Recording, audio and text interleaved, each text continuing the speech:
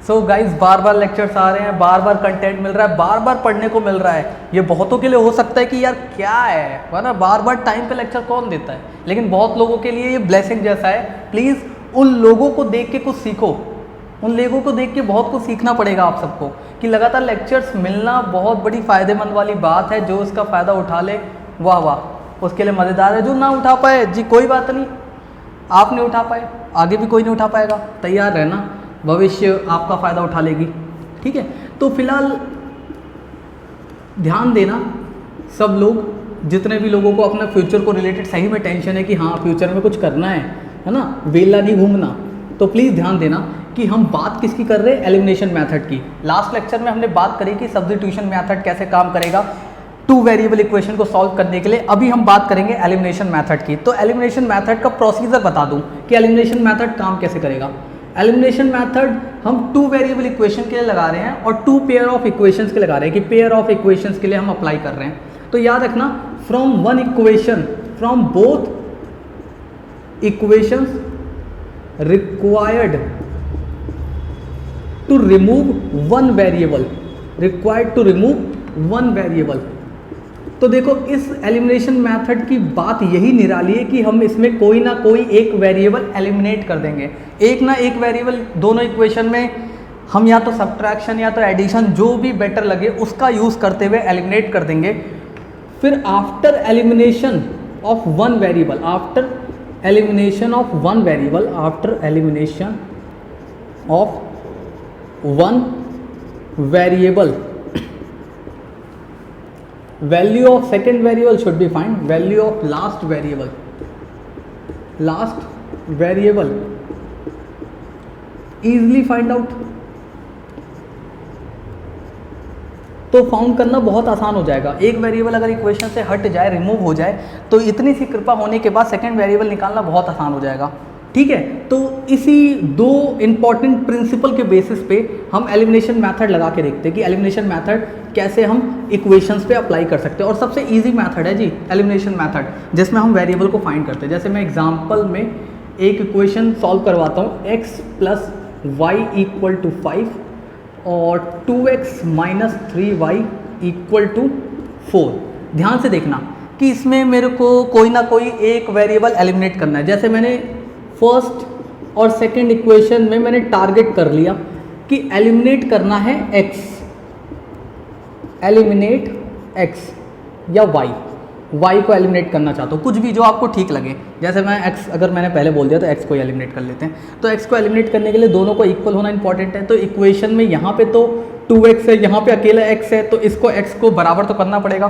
तो 2x के लिए आप अलग से क्या करो, इसमें 2 मल्टीप्लाई कर दो, इसमें इक्वेशन में 2 मल्टीप्लाई कर दो। तो 2 मल्टीप्लाई कर दो तो देखो इक्वेशन कैसे चेंज हो जाएगी। ये इक्वेशन चेंज हो जाएगी 2x plus 2y equal to 10, इसमें चेंज होगी। इसके बाद ये इक्वेशन हो जाएगी 2x minus 3y equal to 4। ठीक है, फिर एलिमिनेशन के लिए सब्ट्रैक्ट कर दो कि इसमें लिख दो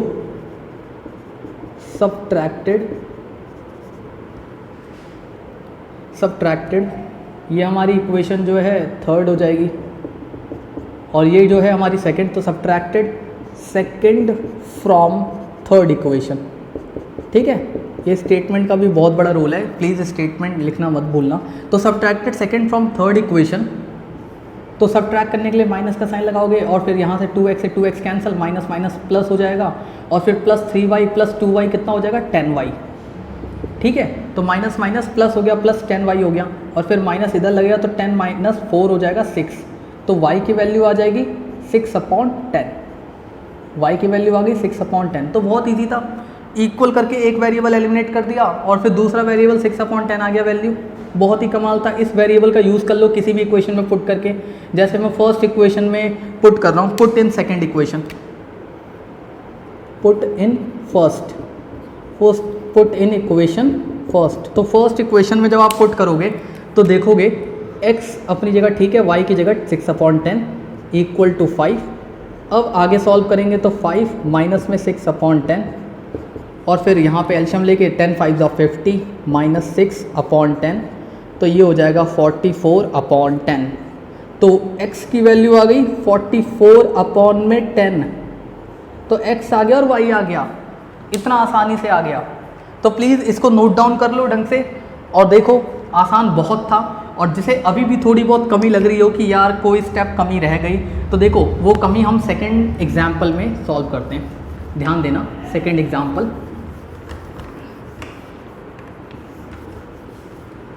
ठीक है। तो देखो सेकंड एग्जाम्पल क्या है हमारे पास, x upon 2 plus 2y upon 2 equal to -1 और x minus Y upon 3 equal to 3। तो ये हमारे पास सेकंड क्वेश्चन है। अब इसको कैसे सॉल्व करेंगे, इसमें मैं मल्टीप्लाई कर रहा हूँ 2, तो 2 मल्टीप्लाई करने पे फर्स्ट इक्वेशन तो ठीक है, सेकंड इक्वेशन कैसे चेंज होगी ये ध्यान दो।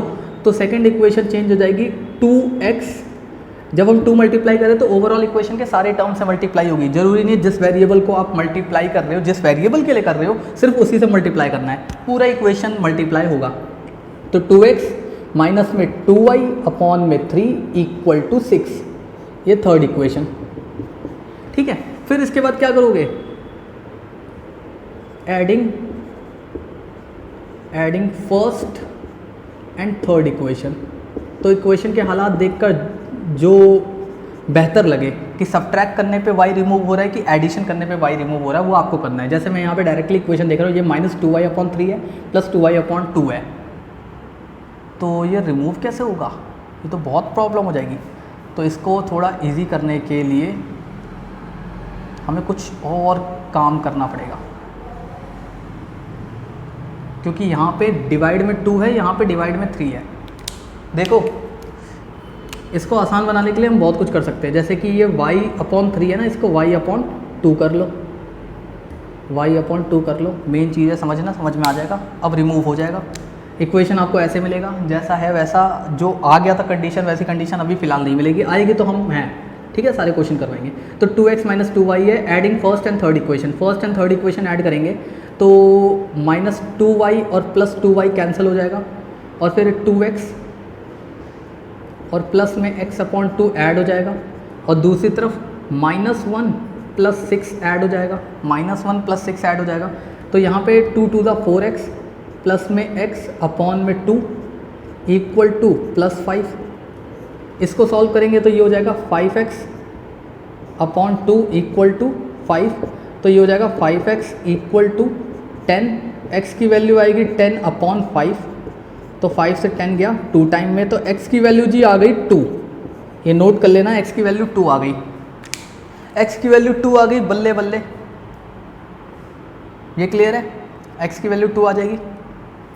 3 टू द 6 था, 6 माइनस 1 तो 5, तो हाँ जी बल्ले बल्ले आ गया आंसर।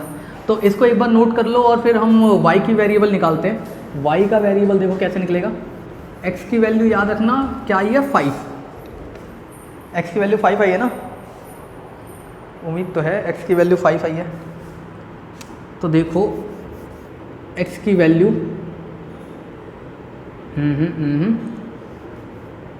5, तो किसी भी क्वेश्चन में 5 की वैल्यू पुट कर लो आप। x की वैल्यू, जैसे आप कोई भी क्वेश्चन रख लो जी, रात के 2 बज रहे हैं जब ये मैं लेक्चर शूट कर रहा हूँ, इसीलिए बहुत दिक्कत है। तो देखो x की वैल्यू 5 पुट करेंगे, जैसे हमारी ये इक्वेशन पहली वाली की इक्वेशन क्या है, x अपॉन 2 प्लस में 2y अपॉन 2 इक्वल टू -1, और x की वैल्यू 5, x की वैल्यू 5 अपॉन 2 प्लस में 2y अपॉन 2 इक्वल टू -1, तो 2 एलशियम में आ गया, और फिर यहाँ 5 प्लस 2y इक्वल टू -1, ठीक है। तो ये 5 प्लस में 2y इक्वल टू -2, और फिर 2y इक्वल टू -2 -5, तो y की वैल्यू हो जाएगी -7 अपॉन 2, तो y की वैल्यू आ गई -7 अपॉन 2। जब x की वैल्यू हमने क्या रखी, x की वैल्यू हमने 5 रखी, ठीक है, तो y की वैल्यू -7 अपॉन 2। तो आज का लेक्चर फिलहाल यहाँ कंप्लीट करते हैं, और प्लीज़ शेयर सब्सक्राइब जरूर करना, लगातार मेहनत चल रही है, आपको खुद पता लगा कि रात के 2 बजे है, मैं डायरेक्टली ही यहाँ पढ़ जाऊँगा, सो जाऊँगा जी, है ना, कोई रिक्वायरमेंट नहीं है। तो प्लीज़ सब्सक्राइब शेयर जरूर करना, आपके लिए बहुत अच्छा है, मेरे लिए बहुत अच्छा है। हम सब जुड़ के रहें, एक दूसरे की हेल्प करेंगे तभी यह काम आगे बढ़ेगा। बाकी आप किसी और से उम्मीद नहीं कर सकते कि कोई आपकी हेल्प करने के लिए आगे से प्रकट होगा, कोई प्रकट नहीं होने वाला है। प्लीज़ अपनी हेल्प के लिए लगातार अपने जैसे लोगों की हेल्प करो, लगातार ऐसा काम करो जिसमें आपका भी भला हो और आपके जैसे लोगों का भला हो, तभी काम बनेगा। नहीं तो बड़े लोग कभी काम नहीं आते और ना कभी काम आएंगे। तो please bye, good luck, bye.